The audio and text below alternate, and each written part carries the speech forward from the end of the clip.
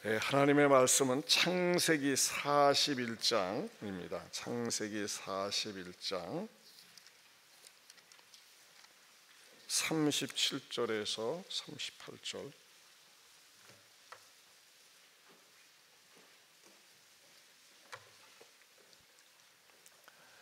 창세기 41장 37절 38절 말씀입니다. 두 구절 같이 한 목소리로 봉독합니다. 바로와 그의 신하가 이를 좋게 여긴지라.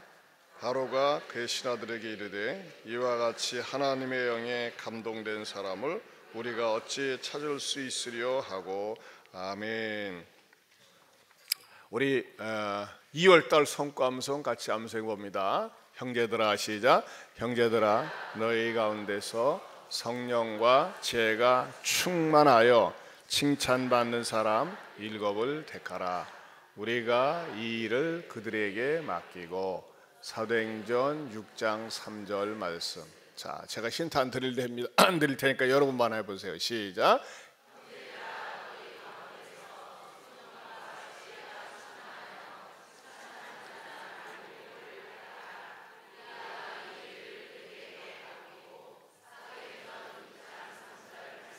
아멘. 우리 유튜브 한번 해봐요. 유튜브 암송할 수 있는 어린 유튜브 영어 유튜브 시작. 네. 아니 선생님 말고 애들. 네, 아직 잘 외울 수 있는 우리 어린이 한번 손 들어보세요. 외울 수 있는 어린이. 네, 다음에 기회 줄게요. 우리 그리스도인들은요, 무엇보다도 기도 제목 속에서 항상 추구하고 사모해야 되는 기도 제목의 1순위가 뭐냐면요, 성령의 사람입니다.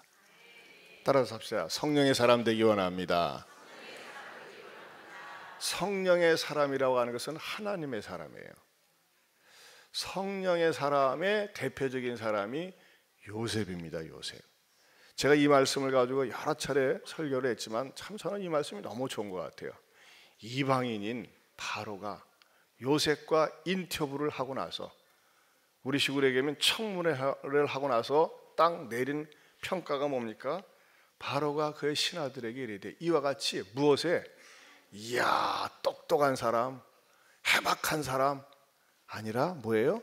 하나님의 영에 감동된 사람을 우리가 어찌 찾을 수 있으리요 그랬어요. 딱 보니까 하나님의 영에 감동된 거예요. 하나님의 영에 감동된 사람은 어떠하다고 그랬어요? 요셉의 스토리를 보면요, 정말 하나님의 영에 감동되게 살아요. 저는 이 말씀을 중심으로 해서 오늘 이 새벽에는 저와 여러분들이 다시 한번 하나님의 영에 감동된 우리 아이, 하나님의 영에 감동된 여러분들, 직장에서나 가정에서나 세상에 어디 나가서도 하나님의 영에 감동되었거나 넌 뭔가 다르구나, 특별하구나. 왜? 하나님의 사람이기 때문에 이렇게 평가받을 수 있기를 축원합니다. 그러면 하나님의 영에 감동된 사람은 어떤 특성을 가지고 있을까요? 뭔가 차별화된 게 있어야 돼요. 첫째는요, 어떤 상황에서도 좌절하지 않습니다. 하나님의 영이 그 사람의 속에 있기 때문에 아무리 외부적인 환경이 나쁘고 열악하고 힘들다 할지라도 그 사람에게 있어서 꿈을 뺏어갈 수가 없고 좌절하지 않는다는 것입니다. 요셉이 그랬어요. 요셉은요, 가정 환경이 불우했어요. 어머니가 넷이야. 형님들은 늘 싸워요. 그러나 그 가운데서도 요셉은 좌절하지 않았어요. 요셉은 또 어땠습니까? 형들의 배신으로 말미암아 인신매매에게 넘겨가지고 노예 생활을 했어요. 그리고 또 나중에는 억울하게 감옥 생활을 했어요. 하지만은 이 창세기를 읽어보면 어디에도 요셉이 하나님은 너무합니다, 나를 버리셨나요, 왜 이렇게 나를 만들었나요 하면서 그 외부적인 억울하고 슬프고 분통 터지는 사건 속에서 좌절하거나 절망하지 않았다는 것입니다. 왜 그러느냐? 그 속에는 하나님의 영이 있기 때문에 그렇습니다. 여러분, 저는요, 저도 마찬가지고 여러분도 마찬가지고 항상 하나님의 영, 성령이 충만하여 성령으로 회복되어서 2019년도 어떤 상황과 어떤 처지가 온다고 할지라도 좌절하지 않는 하나님의 영에 합한 사람, 하나님의 영이 들어가 있는 사람 되시기를 축원합니다. 제가 갑자기 1, 2부 지난주 주일 설교하다가 3부 때만 말씀을 드렸었는데, 제가 한 집사님이 이분은 정말 하나님의 영에 감동된 사람이구나 결론을 내려버렸어요. 그 집사님은 말이죠, 현재 우리가 백제 웨딩타운에다가 지금 626세대의 그 복합형 아파트가 들어서 이제 아직 지으려고 하고 있지 않습니까? 근데 거기에 복합형 626세대가 들어서면서 그 맞은편에 있는 사람들이 낡은 건물들을 헐고 거기다 이제 새로운 건물을 지으려고 오랫동안 거기서 장사하고 사업했던 사람들 다 나가라고 그랬어요. 우리 교회 집사님도 거기서 자전거 가게를 24년 동안 했더라고요. 24년 동안 오직 자전거밖에 몰라요. 그런데 그걸 나가라 하니까 얼마나 절망스럽겠어요. 근데 뭐 다른 거 할 게 없잖아요. 24년 동안 그것만 했으니까. 그 집사님 나이가 57살이더라고요. 그런데 그 집사님한테서 연락이 왔어요. 목사님, 이제 자전거 가게 다 접게 되었습니다. 가보니까 자전거가 별로 없어. 이제 물론 이제 접으려고 했는데, 목사님 폐업 감사 예배 좀 드려주세요. 한번 따라서 폐업 감사 예배. 나는요 지금까지 목회하면서 개업 예배는 드린 적이 있어도 폐업 감사 예배는 처음 드려요. 제가 참 마음이 아프더라고요. 그러면서 염려스러워요. 하면서 우리 집사님이 자전거 몇 개, 자전거의 달인인데 이거 하지만 그리고 또 우리가 그 체육대 할 때마다 자전거도 기증하고 그랬는데 일단 자전거는 사라지겠지 하면서도 막 그건 이제 쪽 그거 우리 집사님 앞으로 뭘 해서 어떻게 사나, 아직도 57이면은 이럴 나이인데 누가 받아주나. 또 보면 우리 집사님이 늘 약해요. 이상하게 배도 아프다고 그러고 허리도 아프다고 그러고 어디 가서 직장생활 적응할 수 있을까, 이 새로운 문화에 적응할 수 있을까, 이러한 제 인간적인 생각으로 그 집사님을 만났는데, 그러면서 제가 이제 설교를 하기 전에 했어요. 집사님 폐업 감사 예배 소감 한마디. 저는 항상 소감 물어보는 걸 좋아하더니 감사한 것밖에 없다는 거예요. 또 앞일에 대해서도 하나님이 어련히 알아서 하실 것이라고 하는 감사밖에 없다는 것입니다. 그래서 그 폐업 감사 예배도 정말 감사로 예배를 드렸어요. 나는 이제 그 집사님을 보면서 그 집사님에 대한 예화는 몇 번 우리 교회에서 체육대 하다가 고부풍선 풀어놓다가 폭파되는 바람에 온몸에 중화상을 입고 병원에 입원해 있으면서도 첫 마디가 뭐였어요? 하나님 감사합니다. 왜 감사하다고 그랬어요? 다른 사람이 다치지 않고 내가 다쳐서 감사합니다. 왜 내가 다쳐서 감사합니까? 내가 감당할 수 있기 때문에 감사합니다. 이야, 대단합니다. 지금도 손에 보면 그 화상 입은 자국이 온몸에 그 화상 자국이 있습니다. 참 얼마나 하나님의 사람은, 하나님의 영이 있는 사람은 항상 감사로 가득 차 있더라고요. 할렐루야. 또 그 집사님을 이렇게 이제 최근에 만나서 식사를 하면서 많은 얘기를 들었는데, 두 번째로는 하나님의 영에 감동된 사람, 성령의 사람은요, 첫 번째는 어떠한다고 그랬어요? 어떤 상황에서도 좌절하지 않는다. 감사로 일관돼 있다. 두 번째는 따라서 창의적인 생각을 간다. 성령님은요 창의적인 생각을 주세요. 목사도 성령이 충만해야지만이 늘 같은 성경 말씀을 가지고 다른 관점으로 창의적으로 메시지를 전할 수가 있어요. 그렇지 않고 성경 말씀이 있고 맨날 똑같은 설교하면 성도들이 듣겠어요? 아니죠. 목사도 성령이 충만하고 성령의 사람이 되어야 할 줄로 믿습니다. 그래서 때로는 이렇게도 접근하고 저렇게도 접근하고 항상 말씀에 대한 기대감을 갖게 해야 되는 거예요. 마찬가지로 성령의 사람은요, 다른 사람이 생각하지 못하는 거, 다른 사람들이 보지 못하는 거, 2%를 보고 1%를 보고 3%를 보는 거예요. 그리고 저도 나름대로 우리 집사님을 좀 취업시켜줄 만한 자리는 없을까 해가지고 여기저기 알아봤는데 제가 여의치 않았어요. 그러다가 어디 공장에 취업이 됐어요. 거기에 외국인까지 한 50명이 일하는 그런 공장이었어요. 근데 환경이 굉장히 열악했어요. 주로 바깥에서 일하는 게 많이 있는 거예요. 추운 겨울철에도. 집사님은 맨날 자전거 가게 안에서 일을 했었는데 바깥에서 일했는데 거기서 저기 취업하자마자 사장이 언제까지 할 수 있겠냐고 그렇게 자꾸 그걸 물어보더래요. 왜냐하면 그만둔 사람들이 너무나 많이 있어서 어떤 분도 최근에 일주일하고 그냥 떠나갔대요. 그러나 저기는 며칠 동안 할 수 있고 걱정하지 말라고 내가 일하러 왔으니까 염려하지 말라고 하면서 일을 하는데 우리 집사님이 그곳에 들어가서 보니까요 너무나 이렇게 분위기가 지저분하고 뭐가 정리되지 않았더래요. 그래서 우리 집사님이 가서 청소부터 했대요. 청소부터 시키지도 않았는데 청소부터 하고 환경 정리를 하고 지저분한 거 다 빼내고 하면서 말이죠 이러는데 집사님이 하는 일 외에 그냥 자기가 알아서 하는 거예요. 알아서. 그리고 어떤 자기에게 주어진 그 분담된 일을 다 하고 난 다음에 주변에 돌아다니면서 정리를 하고 그 다음에 교회에서 배운 대로 미인대칭 전략, 미소 짓고 인사하고 칭찬하고 대화하면서 사람들과 가까워진 거예요. 야, 저 사람 대단하네. 그러고 보니까 말이죠 어떤 문제에 있어서 기계가 문제가 있으면 말이죠 내가 가서 손 좀 봐줄게. 왜? 자전거 이렇게 고장난 거 고치던 습관이 있다 보니까 웬만하면 우리 집사님 손에 가면 또 고쳐지는 거야. 또 이 참에 물건 들어왔네. 새로 넣은 종자가 들어왔네. 다들 기이하게 보는 거예요. 그러면서 우리 집사님이 열심히 일하는데 얼마나 사람들이 좋아하는지. 우리 집사님이 말이죠 들어가서 딱 보니까 말이죠 세상에 여기는 전도밭이라는 거예요. 그 전체 직원 가운데서 예수 믿는 사람은 한 사람밖에 없더래.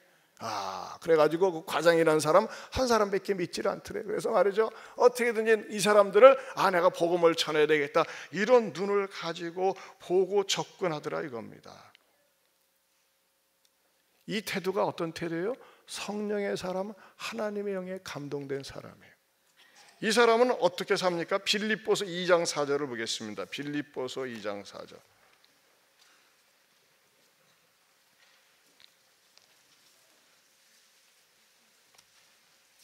신약성경 빌립보서 2장 4절.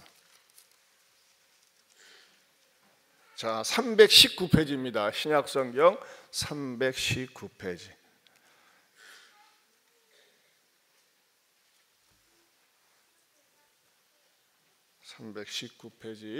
자, 2장 4절 같이 봅니다. 시작. 각각 자기 일을 돌보도록 또한 각각 다른 사람들의 일을 돌보아 나의 기쁨을 충만케 하라. 다시 한번요. 시작. 각각 자기 일을 돌볼 뿐더러 또한 각각 다른 사람들의 일을 돌보아 나의 기쁨을 충만하게 하라.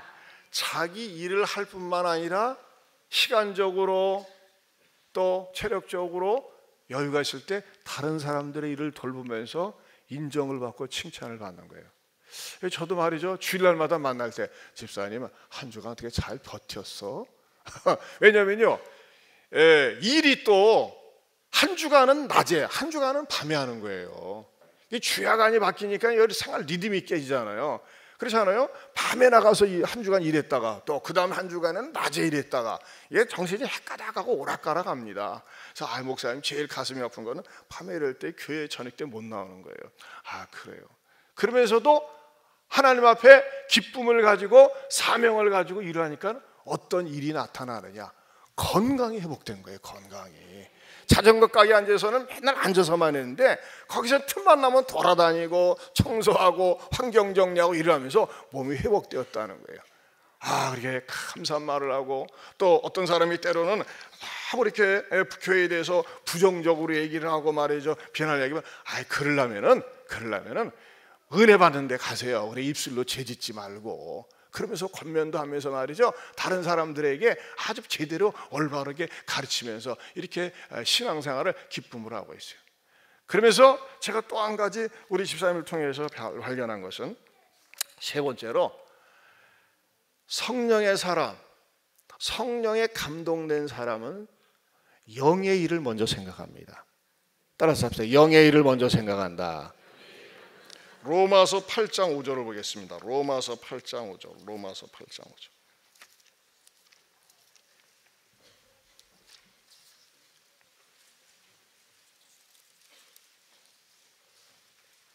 (8장 5절 6절)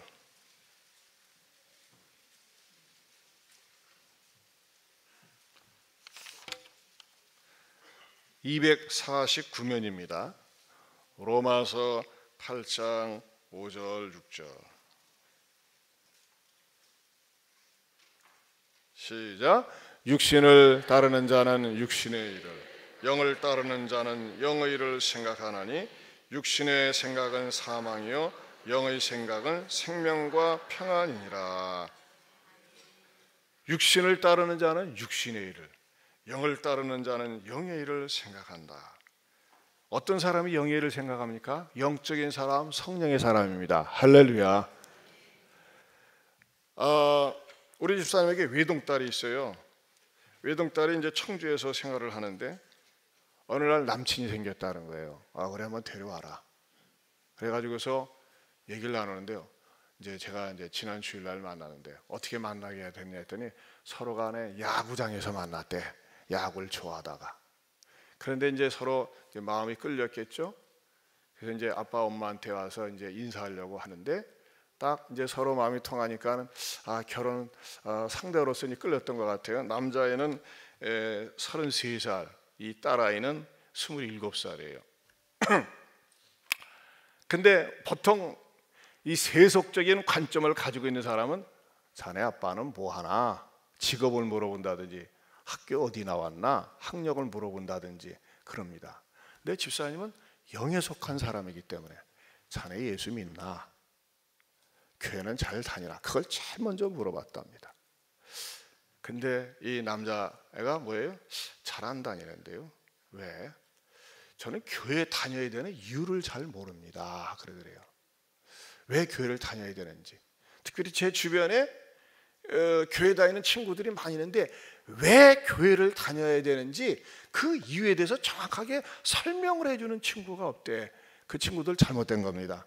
저는 여러분들이 왜 교회를 다녀야 되는지 내 신앙을 가지고 분명하게 설명할 수 있기를 축원합니다. 그래?